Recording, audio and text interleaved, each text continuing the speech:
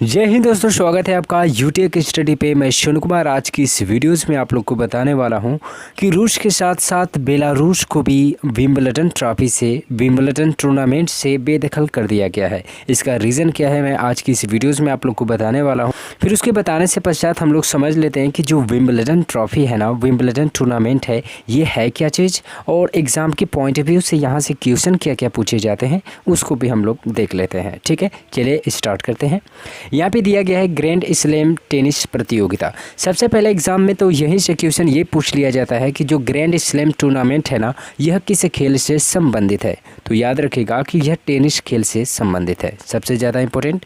अब देखिए यहाँ पे लाइन हम लोग पढ़ना स्टार्ट करते हैं कि 4 ग्रैंड स्लैम टूर्नामेंट, ऑप्शन में ऑस्ट्रेलियाई open, French open, Wimbledon open और यूएस ओपन। यानी कहने का मतलब ये दोस्तों कि जो टेनिस की प्रतियोगिताएं होती हैं इंटरनेशनल लेवल पे ना, इसके 4 फॉर्मेट होते हैं। एक होता है, पहला जो होता है ना, 4 इसके खेल जो 4 फॉर्म्स होते हैं ये आयोजित किए जाते हैं एक साल में।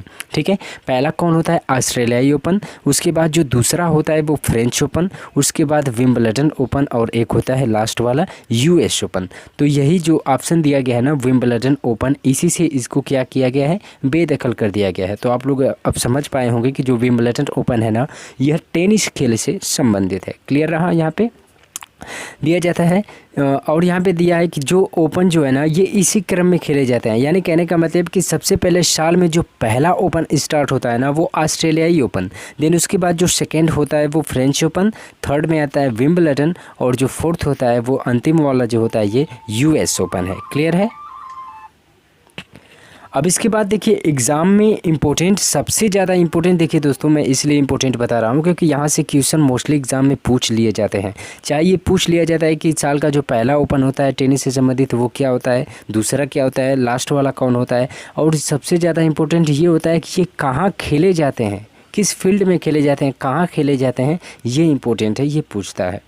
अब देखिए ऑस्ट्रेलियाई ओपन, जो ऑस्ट्रेलियाई ओपन है ना, ये हार्ड कोर्ट पे खेला जाता है। ठीक है, फ्रेंच ओपन कहाँ खेला जाता है? मिट्टी पे। और विंबलडन जो होता है ना, ये घास पे। और जो यूएस ओपन होता है ये हार्ड कोर्ट पे खेला जाता है। यानी याद रखिएगा कि जो पहला होता है ऑस्ट्रेलियाई ओपन, और जो लास्ट वाला होता है ये हार्ड कोर्ट पे खेले जाते हैं, और जो सेकेंड और थर्ड वाला है ये मिट्टी और घास पे खेले जाते हैं। क्लियर है? याद रखिएगा, यही सब यहाँ पे देखिए एक्सप्लेन किया गया है कि ऑस्ट्रेलियाई ओपन तथा यूएस ओपन दोनों हार्ड कोर्ट पर खेले जाते हैं, जबकि फ्रेंच ओपन मिट्टी पर खेला जाता है और विंबलडन घास पर खेला जाता है।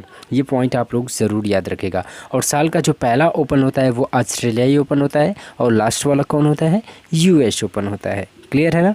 अब चलिए दोस्तों, आप लोग अब विंबलडन के बारे में समझ पाए होंगे। अब हम लोग देख लेते हैं कि रूस के साथ साथ बेलारूस को भी इससे बेदखल कर दिया गया है, क्यों किया गया है, और ये इससे किसको नुकसान होने वाला है, इसके बारे में भी हम लोग देख लेते हैं। यहाँ पे देखिए, यहाँ पे देखिए द हिंदू पत्रिका की कटिंग मैंने लिया है। द हिंदू पत्रिका की क्या है, ये कटिंग है। इसमें दिया कि खेल उद्योग समाचार साइट स्पोर्ट की मंगलवार की एक रिपोर्ट के अनुसार यूक्रेन पर मॉस्को के आक्रमण के कारण रूसी खिलाड़ियों को इस साल विंबलडन में प्रतिस्पर्धा करने की अनुमति नहीं दी जाए।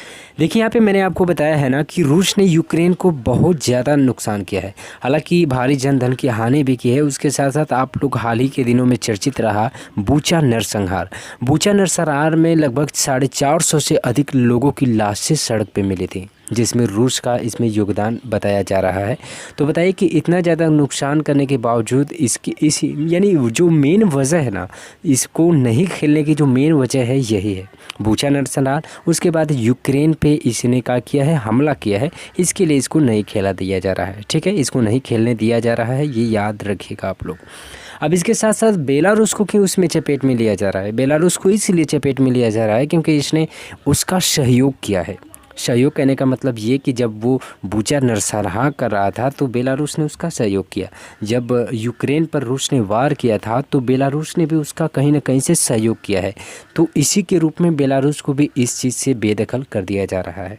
इतना आप लोग याद रखेगा। ये द हिंदू पत्रिका की कटिंग से मैंने सेलेक्ट किया है, और ये ज़्यादा इम्पोर्टेंट पॉइंट है। एग्ज़ाम में पूछ सकता है कि रूस के अलावा हाल ही में किस देश को विंबलडन ट्रॉफी या विंबलडन टूर्नामेंट से अलग कर दिया गया है? तो बेलारूस है। ठीक है। अब देखिए नुकसान की बात करें तो उसमें नुकसान होने वाली बात यह है कि रूस खिलाड़ियों पर प्रतिबंध से दुनिया की दूसरे नंबर के खिलाड़ी डेनियल मेदवेदेव और 8वें स्थान के आंद्रे रूबलेव को पुरुषों के ड्रा में प्रतिस्पर्धा करने से रोका जा सकेगा। बताइए कि दुनिया के जो टॉप माने जाते हैं, टॉप में से जो सेकेंड आते हैं डेनियल मेदवेदेव, ये भी रूस से ही बिलोंग करते हैं, और 8वें स्थान पर आते हैं आंद्रे रूबलेव, ये भी रूस से ही आते हैं। और महिलाओं की रैंकिंग में आती हैं 15वें स्थान पर जो अनास्तासिया पाव्लुचेंकोवा 15वें स्थान पे आती हैं। इनको भी इस चीज़ से बेदखल कर दिया जाएगा। यानी रूस के जो टॉप माने जाते हैं प्लेयर ना, उनको भी इस चीज़ से बेदखल कर दिया जाएगा। तो बताइए कि यहाँ भी नुकसान हुआ उन प्लेयरों को, ठीक है। तो यही नुकसान है, ये याद रखिएगा आप लोग। अब ये भी देखिए मैंने पॉइंट 1 में लिखा है कि विंबलडन ने रूस और बेलारूस के खिलाड़ियों को 2022 के एडिशन में हिस्सा लेने पर प्रतिबंध लगा दिया है। यूक्रेन और रूस के बीच जारी युद्ध के मद्देनज़र दोनों देश के खिलाड़ियों के विंबलडन 2022 में भाग लेने पर प्रतिबंध लगा दिया गया है, ठीक है। मैंने वही बताया ना आपको कि जो रूस यूक्रेन युद्ध था ना, तो रूस ने क्या किया है, यूक्रेन पे बहुत ज़्यादा नुकसान किया है, बहुत ही भारी जनधन की हारी हुई, नरसंहार भी किया है। तो इसकी वजह से रूस को हटा दिया गया है। उसके बावजूद बेलारूस को इसलिए हटाया गया है क्योंकि उसने क्या किया है कि रूस की मदद की है। यहाँ पे देखिए बेलारूस ने रूस की क्या की है, मदद की है। इसके फलस्वरूप इसको भी इस चीज़ से हटा दिया गया है, ठीक है। तो दोस्तों मुझे उम्मीद है कि मैंने जितने भी पॉइंट्स आपको बताए समझ में आ गया होगा।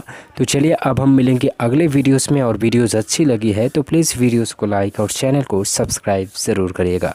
धन्यवाद। जय हिंद, जय भारत।